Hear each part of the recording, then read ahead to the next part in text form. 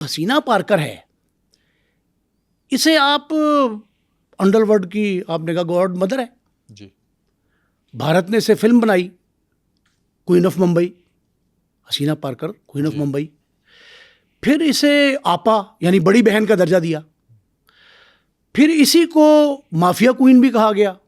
مطلب آپ اسے ہیروئن کہتے ہیں یا ولن کہتے ہیں، یہ بھارت کا اندرونی معاملہ ہے یا ان کا اپنا بیانیہ ہے. حسینہ پارکر کی مجرمانہ زندگی جو ہے نا، اس کے کئی پہلو ہیں. وہ کن کن مراحل سے گزری اور کن کن مصائب سے گزری.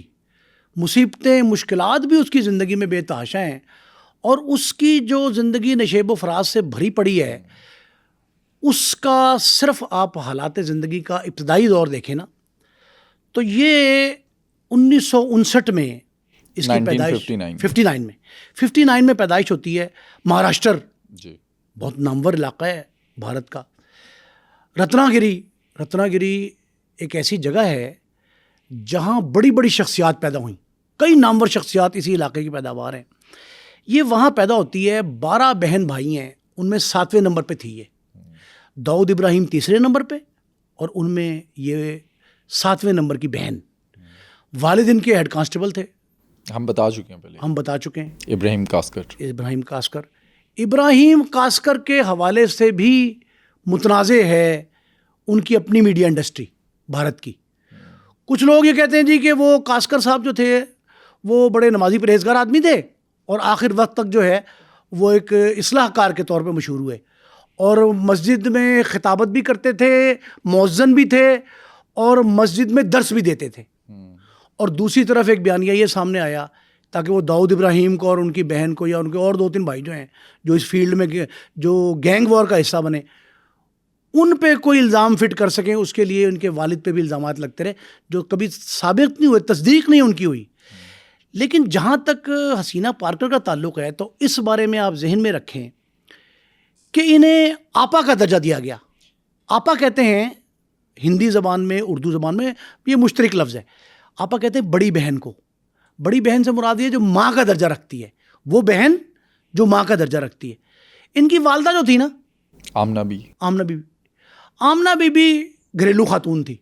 ان کا کوئی تعلق نہیں تھا، وہ بچوں کی پرورش کرتی تھی. اچھا، یہ بھی تو گھریلو خاتون تھی، یہ کیسے پھر انڈر ورلڈ میں آ گئی؟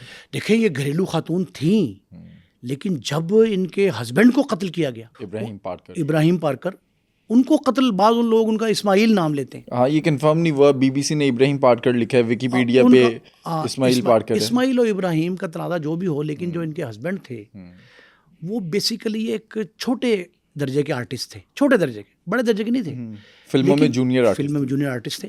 لیکن اس کے بعد وہ کاروباری شخصیت کے طور پہ سامنے آئے. ریسٹورنٹ کے آنر بن گئے. 2-3 ریسٹورنٹ تھے، باقاعدہ چین تھی ان کے ریسٹورنٹ کی بعد میں. لیکن ان کو جس نے قتل کیا، اور قتل کس طرح کیا پتہ آپ کو؟ ان کی حسینہ پارکر سے یا ان کے ہسبینڈ سے کوئی دشمنی نہیں تھی. جنہوں نے قتل کیا، گولی گینگ جو تھا، بڑا مشہور تھا گولی گینگ وہاں اس جگہ، جیجے جسے کہتے تھے. وہ جیجے جو تھا، اس گینگ نے قتل کیا صرف ریونج میں داؤد ابراہیم کے.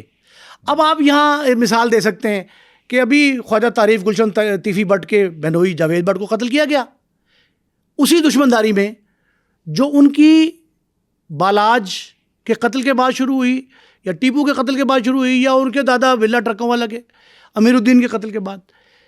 یہ دشمنی جو تیسری نسل میں آئی تھی تعریف گلشن کے پاس، تیسری نسل تھی نا بالاج، تیسری نسل کی دشمنی میں تیفی بٹ پہ مقدمہ درج ہوتا ہے، اور اس مقدمے کا کوئی تعلق نہیں تھا، کسی قسم کا واسطہ نہیں تھا جاوید بٹ سے. جاوید بٹ یعنی تیفی کی بہن اور اپنے ہسبینڈ اور اپنے بیٹی، ان کے ساتھ بچوں کو لینے جا رہی تھی، اپنے پوتے نواسے، ان کو لینے جا رہی تھی اسکول سے، اور راستے میں قتل ہو گئی. وہ قتل جاوید بٹ سب ہوئے، بہن کو بھی گولیاں لگیں.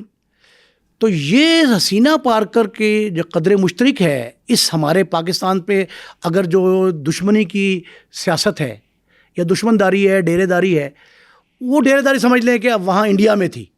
ممبئی، لاہور تو اتنا بڑا گینگ وار کا، کراچی بھی اتنا بڑا نہیں ہے شہر جتنا ممبئی جو ہے، ممبئی جسے اب کہتے ہیں، ممبئی جو ہے وہ مرکز ہے دشمن داری کا، سیاست کا، انتقامی سیاست کا، خونریزی کا، اور بہت بڑا انڈر ورلڈ کا ایک سینٹر آف ایکٹیویٹی ہے. اس ممبئی میں حسینہ پارکر کے ہسبینڈ کو قتل کر دیا گیا. جرم اس کا کیا تھا کہ وہ بہنوئی تھا داؤد ابراہیم کا. انہیں قتل کرتا ہے ایک بڑا بدنام زمانہ گروہ تھا وہاں کا, گولی گینگ کا, ارون گولی گروہ تھا. ارون گولی گینگ کہتے تھے. جی نے یہ باقاعدہ قتل کر کے اقرار جرم بھی کیا. اس گروہ نے دعویٰ کیا کہ ہم نے مارا ہے. اور کیوں مارا؟ صرف داؤد ابراہیم کی وجہ سے کہ داؤد ابراہیم کا بہنوئی ہے. اس وقت تک حسینہ پارکر ایک گھریلو خاتون تھی. آپ نے کہا نا ان کا ہاؤس وائف کے طور پہ, وہ گھریلو خواتین جس طرح کی ہوتی ہیں عام روٹین میں, اس طرح کی خاتون تھی, خاتون خانہ. وہ خاتون خانہ کو جب یہ پتہ لگا کہ میرے بھائی کا بدلہ میرے خامن سے لیا گیا, تو اس نے اپنے ذہن میں انتقام بٹھا لیا. انتقام کیا تھا کہ میں ایسے نہیں چھوڑوں گی. اور پھر کہا یہ جاتا ہے کہ اپنے بھائی سے اس نے بات کی اور اس نے کہا جی کہ داؤد آپ بدلہ لو یا نہ لو, میں اس کا بدلہ لوں گی.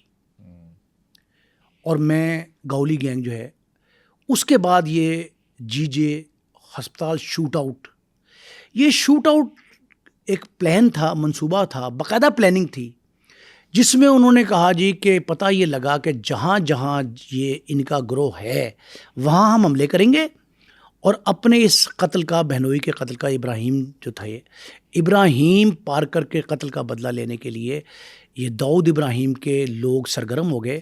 اس وقت داؤد ابراہیم کے شکیل چھوٹا, راجن چھوٹا, یہ لوگ بڑے ایکٹیو تھے, اور بمبئی میں لوگ ان کے نام سے خوف کھاتے تھے اس ٹائم پہ, کیونکہ 1986 کے اندر داؤد ابراہیم دبئی جا چکا ہوا تھا, اور یہ واقعہ ہوتا ہے 1991 میں. 91 میں جب یہ واقعہ ہوا تو داؤد ابراہیم یہاں نہیں تھا, لیکن داؤد ابراہیم کو جب اطلاع پہنچی اور اس کی بہن نے یہ کہا کہ یہ ہماری غیرت کو چیلنج ہے, ہمارے خاندان کو چیلنج ہے, اور پرٹیکولرلی داؤد ابراہیم کو چیلنج ہے, تو اس چیلنج کا مقابلہ کرنے کی ٹھان لی انہوں نے. اور ان کا جی کہ ہم کسی طور جہاں کہیں اس گولی گینگ کا شخص ملے گا ہم اسے چھوڑیں گے نہیں.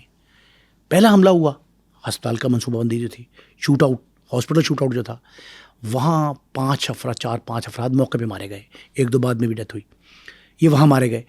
اس کے بعد اس خاتون نے اپنی جو رہائش تھی وہ تبدیل کر کے ایک اپارٹمنٹ میں چلی گئی, اور وہ اپارٹمنٹ ایسا تھا 4تھی-5ویں منزل پہ تھا, وہ بالائی منزل میں. وہ اپارٹمنٹ 10 سال تک مرکز رہا پولیس کے بقول, وہ مرکز رہا اس گینگ وار کا جو بھارت میں ممبئی سے مہاراشٹر تک جاری تھی. وہ جتنی گینگ وار تھی, اور وہ جتنے یہ کہتے ہیں نا کہ انڈر ورلڈ سارے کا جتنے لوگ مین تھے ان کا آنا جانا تھا اس فلیٹ پہ, اس اپارٹمنٹ میں. فلیٹ کہتے ہیں 4تھی-5ویں منزل پہ. اس فلیٹ میں اس خاتون نے مرکز بنا لیا, اور اس نے یہ کہا کہ اب میں کمانڈ کر رہی ہوں اس ڈی کمپنی, سمجھتے ہیں آپ کسے کہتے ہیں ڈی کمپنی؟ ہم نے پچھلے پروگرام میں تذکرہ کیا. داؤد ابراہیم کی کمپنی تھی. وہ کمپنی ایک تو ٹریڈ کمپنی تھی نا, تجارتی سرگرمیاں تھیں اس کی. ایک اس کی کمپنی وہ تھی جو چھوٹا راجن اور شکیل چھوٹا, ان کی جو ڈی کمپنی بنی ہوئی تھی, اس کمپنی نے اس کو مرکز بنا لیا, اس فلیٹ کو جو اس نے خریدا تھا. اچھا, اس کے بارے میں ایک بات بڑی دلچسپی کا باعث ہوگی. وہ کون سی؟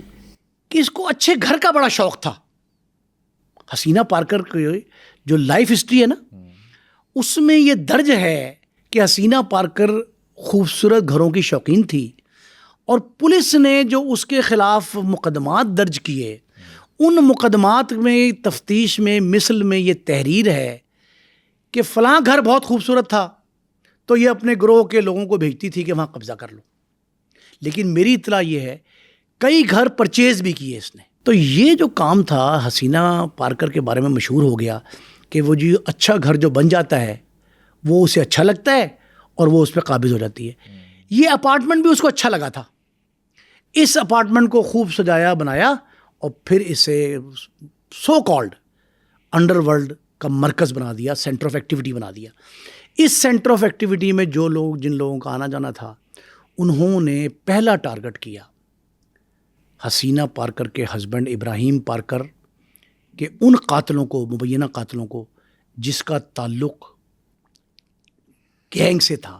اور وہ گینگ جو ہے نا, گولی گینگ جو تھا, وہ گولی گینگ اتنا طاقتور نہیں تھا جتنا طاقتور یہ داؤد ابراہیم ڈی کمپنی تھی.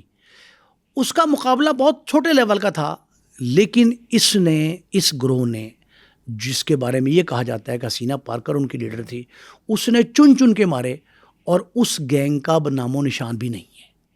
اس وقت تک سٹیٹس یہ ہے کہ یہ حسینہ کی زندگی میں جو انتقام, خونریزی, بدماشی, آپ اسے ڈیرے داری کہیں, جو بھی آیا نا, وہ یہ موڑ اب اس کے ہسبینڈ کے قتل کے بعد آیا ہے, 91 کے بعد. اور اچھا, اس میں 91 کے بعد تو یہ موڑ آیا نا کہ اس نے انتقام کی ٹھان لی, لیکن 93 جو ممبئی دھماکے ہوتے ہیں, اس کے بعد کیا ہوا؟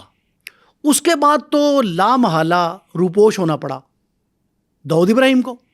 داؤد ابراہیم پہ الزام لگ گیا کہ ممبئی دھماکوں کا جو سرپرست ہے, جو پیچھے برین ہے, وہ داؤد کا ہے, ڈی کمپنی کا ہے.